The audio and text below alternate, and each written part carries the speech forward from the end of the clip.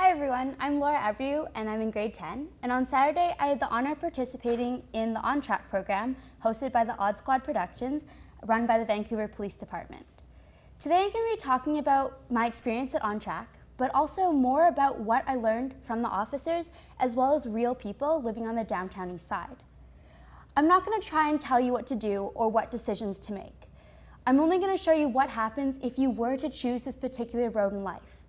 You might be thinking that I don't know anything about your lives and that I shouldn't try and tell you what to do. And you're absolutely right. It's going to be your life and ultimately your choices. But after attending this workshop, I have a moral obligation, not only as a participant of the workshop, but also as one of your peers, to share the information that I've learned. On Track was probably one of the best workshops I've ever participated in. We started with presentations from beat police officers. We heard from Joe Calandino, a former Hells Angels member. We went for a boat ride in the VPD Zodiac, spent time with the emergency response team, which is kind of like the SWAT team. We learned how to take down a police officer using judo, and then we finally went on a walkabout around the downtown east side. This is a picture of the VPD Zodiac that we got to go on a ride on. So all the information that I'm sharing with you today is either from beat police officers, my personal experience, or data collected from reputable sources by the Vancouver Police Department. Throughout this PowerPoint, there will be some pictures or maybe a video that some people may find disturbing. If this does bother you, please just don't look at the screen and just listen to what I'm saying. This is a night photo of the Carnegie Community Center at Main Street in East Hastings. It's often called Pain and Wastings. Inside are a kitchen, library, meeting rooms, and a gym, as well as most other things that we found in any other community center. Many non-addicted community members use it as a refuge, but unfortunately, the surrounding area is a very dark and dangerous environment. A common question is, will someone get addicted the first time that they use a drug? Maybe, maybe not. It depends on who they are and how their bodies and minds react to a certain substance. Some people can try a drug a few times and never get addicted, but then others will try it and never stop. All of the people who are in this presentation wish they could go back to that very first time when they had a choice to try or not. Most people living in the downtown east side are living in the downtown east side because they made a series of choices, and most of the time those choices were made at a very young age, such as 12 or even 13 years old. They generally started with alcohol or marijuana. The use of addictive substances landed them in the downtown east side or places like it. Remember, not too many people were actually born in this area, but many arrived from communities just like ours. Only 5 minutes in, and you're probably thinking that this doesn't apply to you, that this would never ever happen to you. A man that I met beside Oppenheimer Park is 34 years old. He described himself as a rich kid from West Van with straight A's in high school. He got an undergraduate degree in adult and child psychology at UBC. When he was 16 years old, he started smoking marijuana and drinking. Why? Because he had a lot of money and he was bored. When he was 20, he started smoking heroin. By the time he graduated from university, he was addicted to heroin. And the only reason why he can keep his fix happy is because he deals crack. What I'm trying to say is that please don't think that this doesn't apply to you. It can happen to anyone quicker than you can imagine. Crack cocaine is commonly sold as 1/10 grams or rocks, each costing about $10 each. The high is very short, seconds to minutes, depending on a person's tolerance, the amount of cocaine in the rock, and the base level of intoxication of the addict. Another woman that we met is living behind the Regent, and she's 37 years old. She's been on the street since she was 7. The last grade that she ever completed was grade 2. She's been married twice, and her second husband is the reason that she relapsed after 2 years of being clean. She has 10 children, 3 of which are in foster care. Her last visit to see her children was on Sunday. We didn't ask why. This woman told us she will go through about 8 to 12 rocks of crack a day, each at about $100 each, which means that she may spend up to $1,200 a day just on crack. Sergeant Mark Steinkamp took all of these needles and drug paraphernalia from a 20-year-old girl's car. She had only recently started using cocaine, and you can see how quickly her life spiraled out of control. Note the 2 loaded or flagged needles that she was ready to inject. This fellow was getting some money from an ATM when some people he owed money to confronted him. When they demanded the money, he refused, so they beat him and hit him in the mouth with a pipe, knocking several teeth out. They took the money. This type of violence often occurs to people who are involved in this lifestyle, but it rarely happens to people who are not involved in drugs. This woman was in her room when a street thug came to collect $60 that she owed. When she did not have the money, the thug pulled a hammer from his back pocket and hit her on the head several times. She was so afraid of retribution that she did not want help from the police. She told Sergeant Steinkamp that she knew of the choices that she had made and that she had to live with her decisions. Behind the Regent, a man was murdered over $5. It's important to understand that it isn't about the money or how much they owe, but it's about proving a point. Women who don't pay their dues are often forced to cut off their hair. The men take a dry grocery store razor and slowly shave their head as an act of humiliation. This is Heather. She's a 28-year-old woman who knows she's trapped in her addiction. She, like most people, started as a young person, maybe 13 years old, experimenting with cigarettes or marijuana. She ended up getting addicted. Like many people who get addicted, they end up in places like the downtown east side. She knows she's trapped, but she wants to share her story with youth so they will not follow in her footsteps.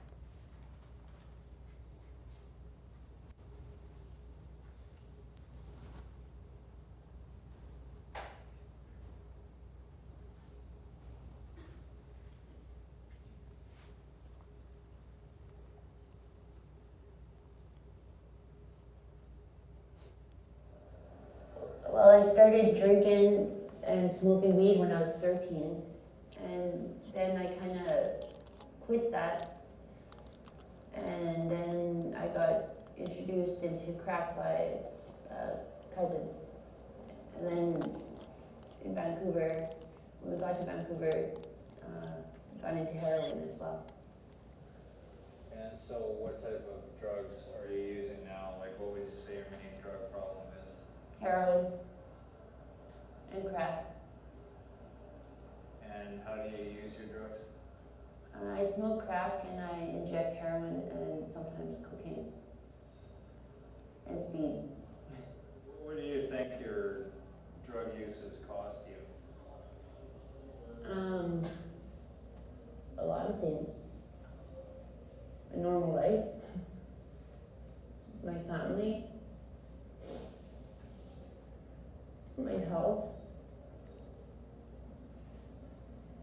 Yeah. I don't know what else. Just lots of things. Not being able to finish school and even to go home when a family member died or something, not caring, my whole focus is on getting high, so I can forget, so I don't have to remember things and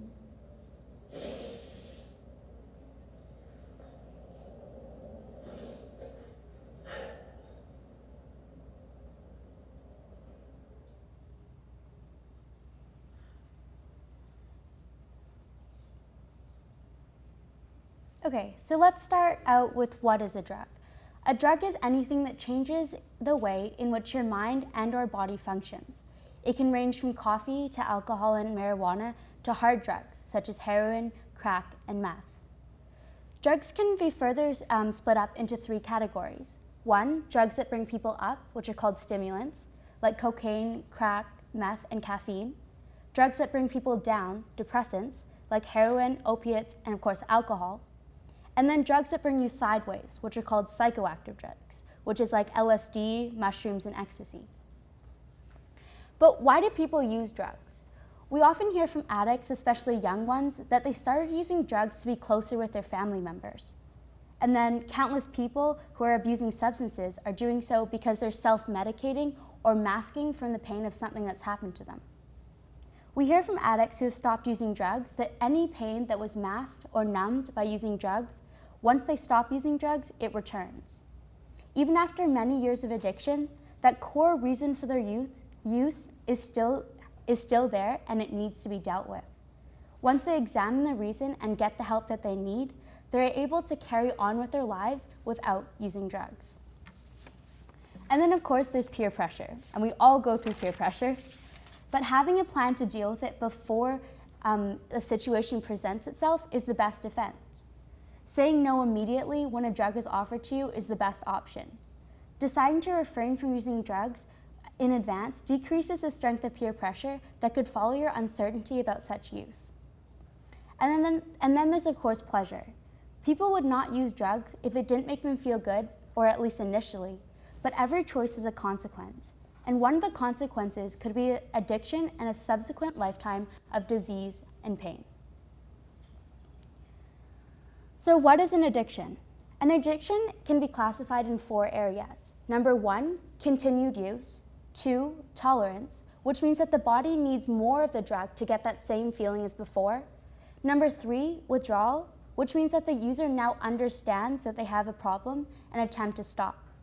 With opiates, the user will suffer from flu-like symptoms. With stimulants, they can relapse if exposed to anything that reminds them of when they were high. And then finally, number 4, continued use despite negative consequences, which is when someone gets into trouble because of their addiction, but then continues using.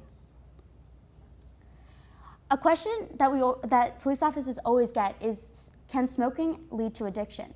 All you have to do is ask any cigarette smoker and you'll get the answer. But how do drugs work on your brain? There's a natural hormone in your brain called dopamine. It regulates how the brain processes movement, emotional response, and the ability to experience pleasure. When a drug is used, it affects how dopamine works in the brain. When a drug is used for the first time, there's a dopamine rush. But in a person who is moving down the road to addiction, the dopamine gets replaced by the drug of choice. And after a while, the body stops or decreases producing the amount of dopamine created. So the only way for the user to feel good is to use their drug. When a person stops using drugs and goes into recovery, their body may slowly return the dopamine, but with some designer drugs and stimulants like meth, the damage done may never be repaired.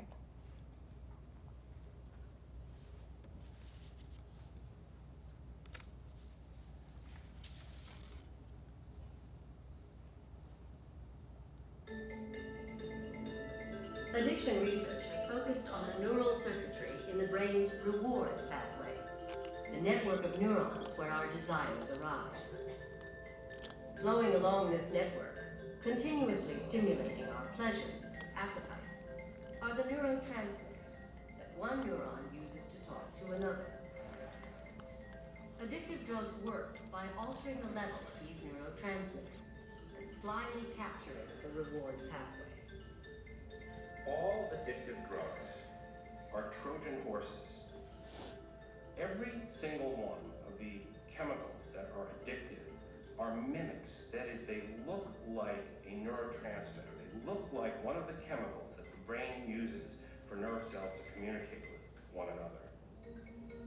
Many addictive drugs mimic one of the most powerful neurotransmitters in the reward pathway, dopamine. In the normal brain, dopamine travels across the synapse, stimulates receptors on the target neuron, and then it is quickly reabsorbed by tiny molecular vacuum cleaners called dopamine transporters. But when cocaine is abused, trillions of cocaine molecules surge into the synapses, clogging the vacuum cleaners, artificially boosting the level of dopamine in the brain, producing a cocaine high. Let's imagine a wonderful natural reward. You know, I go to a restaurant and have the best ice cream sundae I've ever had. You know, I'd have a certain amount of dopamine probably being released in my brain. But cocaine, which gets there chemically, gives your brain, gives these synapses more dopamine for a longer amount of time than it has ever experienced before.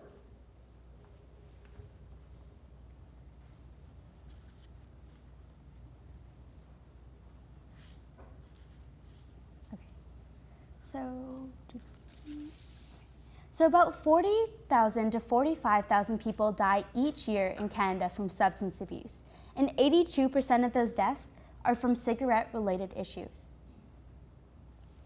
Alcohol. Ask any emergency worker about alcohol, and they will tell you that it is by far the worst drug out there. It causes the most carnage, family problems, and criminal activity than any other drug, and it is legal, controlled, and taxed. Now let's talk about marijuana. Marijuana is the dried flowering head of the female plant, and the ingredient that gets people high is called THC. Okay, so now let's talk about the consequences of using drugs as a teen. Studies suggest that the brain does not stop developing until we're about 25. Mr. Browning, could you please switch the slide? Thank you. Oh, thank you. Okay, so studies suggest that the brain does not stop developing until we're about 25. The use of drugs has shown to slow down growth in the brain, which is in a specific part of the brain, which is used in decision making. Another study showed that youth who smoked marijuana before they were 17 years old had a lower verbal IQ, which is basically the ability to articulate and speak, than those who didn't smoke marijuana before they were 17. Another consequence is something called amotivational syndrome, which means that the user starts to get very lazy and they have no motivation to do anything. Also, if a person is predisposed to schizophrenia, depression, or anxiety, smoking marijuana has a greater chance of triggering the illnesses. Prescription pills. So the Vancouver Police Department is seeing a jump in addiction to prescription pills in youth, which means that drugs aren't just street drugs that you hear that you can get on the street, such as crack and heroin, but there's also ones that you can find in your bathroom. There are several pieces of rock or crack cocaine that are wrapped in plastic to be held in the dealer's mouth, so if approached by the police, they can be swallowed. The white cubes are ready to be placed into a crack pipe and smoked. The crack pipe is generally a glass tube with a surgical rubber tube attached to one of the ends so the user does not burn its fingers, as the glass will get extremely hot. The thin glass tube has a coarse filter to keep the piece of crack from being inhaled. Another man that we met in the downtown east side, his name is Mumbles. So when Mumbles is clean, he can speak clearly. But when he's high, when I had the pleasure of meeting him, he slurs and he doesn't articulate, hence the name Mumbles. He deals dope and will often hide his dope in his mouth to hide from the police. Crack cocaine. So crack cocaine is a central nervous system stimulant that can cause people to stay awake for days, hallucinate, and become paranoid or violent. Dealers generally dilute it with cornstarch, powders, sugar, or any other stimulant. The high usually lasts for about 10 seconds. The woman with 10 kids pays $100 to $200 for a high of 30 seconds. Crack got its name from the sound it makes when smoked. So this next video is of a man who has been smoking crack for a while, and this is called stimulant psychosis.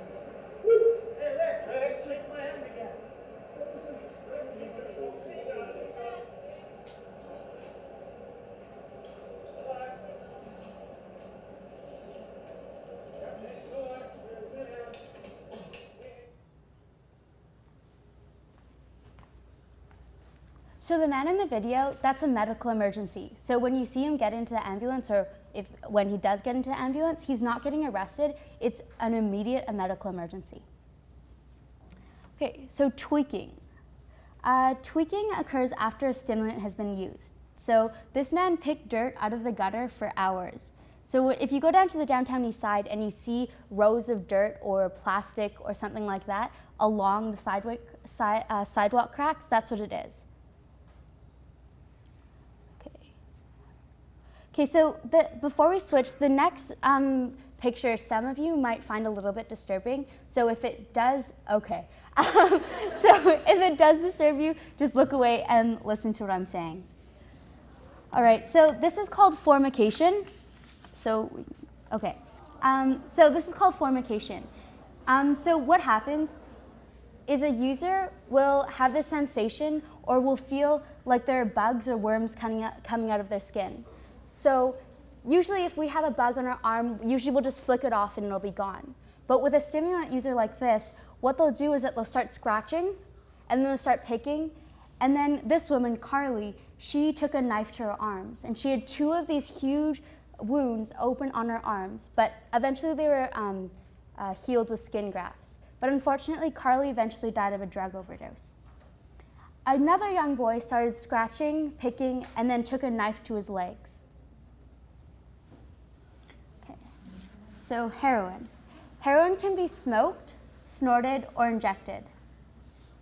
It's very addictive, and when withdrawal occurs, the addict will suffer from intense flu-like symptoms for several days. Overdose occurs when too much heroin is consumed.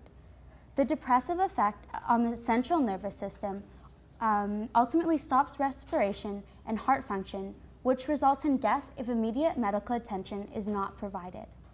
Because most people inject heroin, HIV and other sexually transmitted diseases are generally transmitted through needle sharing. So on the top left-hand corner is a flap, the packaging at the top left, which is a means of conveyance when sold at a street level. And then on the bottom, that is a track mark from a needle injection. So heroin overpowers the nervous system. The user becomes unconscious, stops breathing, and in a few minutes, the heart will stop. If the person is not found and revived, they will die. Often when the user is found, the paramedics will come and administer Narcan. This narcotic antagonist blocks the effects of heroin for a short period of time, so the user must go to the hospital and to prevent a relapse of the heroin from occurring or the user injecting more heroin. But unfortunately, most addicts return to the streets once they're released from the hospital and continue their drug use. So now we're going to talk about crystal meth. This is just a picture of crystal meth. And then this is a meth pipe. So crystal meth is considered by some experts to be the worst drug out there. It starts to rewire or take over your brain the first time that you use it. Addiction occurs very quickly, especially for young users, because the brain is not fully developed yet, and these drugs are opportunistic with their addictive potentials. Side effects include a decrease in appetite, psychotic behavior, hallucinations, and the risk of a stroke. What is meth made from? So some of the ingredients in meth could be gasoline, rubbing alcohol, paint thinner, camp stove fuel, brake cleaner, cold tablets, and lithium from batteries. Okay, so this is called meth mouth, and this is caused from meth drying out the mouth and increasing tooth decay, clearly a lack of proper oral hygiene, and also meth is made from corrosive and toxic chemicals. So this girl let Sergeant Steinkamp readily take a picture of her mouth when he told her that it would be educating young people on the effects of drugs. She said, "No one should be doing what I'm doing." So this is a meth lab in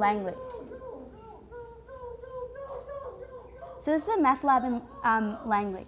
When someone uses drugs, there's no certainty as to where or how the drug was made.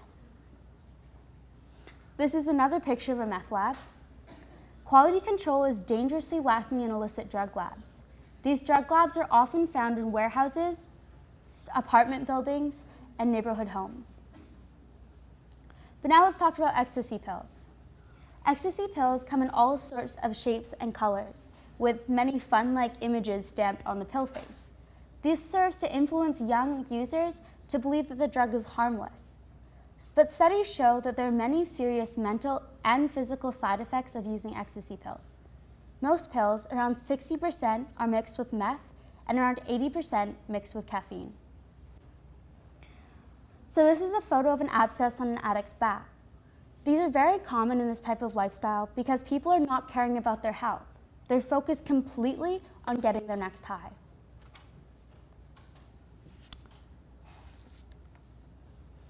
This is Heather's message to youth about her life and what drugs have cost her.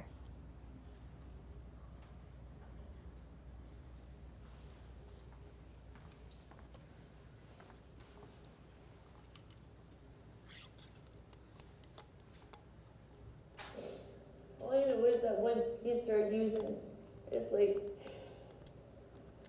time goes by in a blink of an eye. It just seems like yesterday I was 13. And all that time, like, that's like 13, 14 years now of using.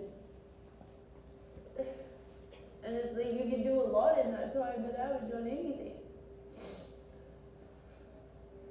If you were to go back and be that 13-year-old girl again, what choices would you do differently as a young kid? I wouldn't have. If I knew then what I knew now, I probably wouldn't have touched alcohol or even smoked weed. I probably would have stayed in school and done better, tried harder, done better. Because even school wasn't that important to me, but now that I look back, I should have tried harder. I should have just stayed at school and stuff, you know.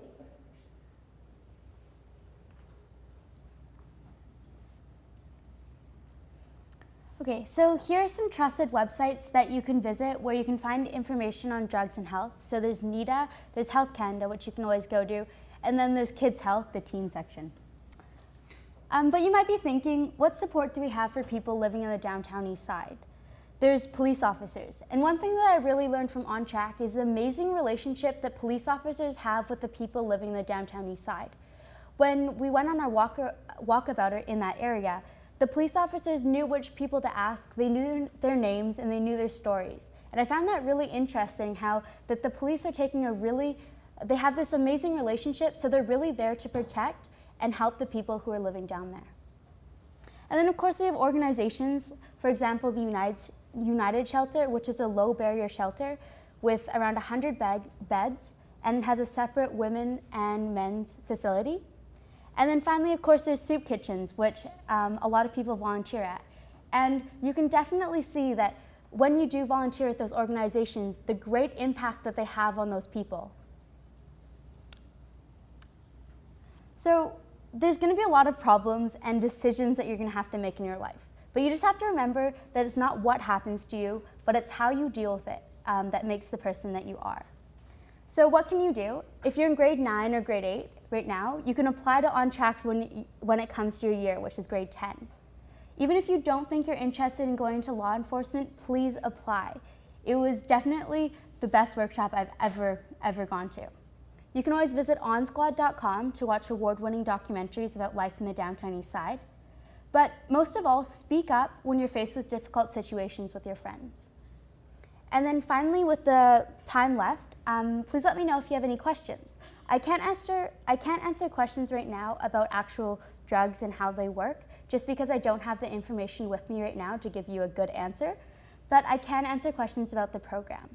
But if you do have questions about actual drugs, then come talk to me and I can get you in contact with someone who is qualified to answer those.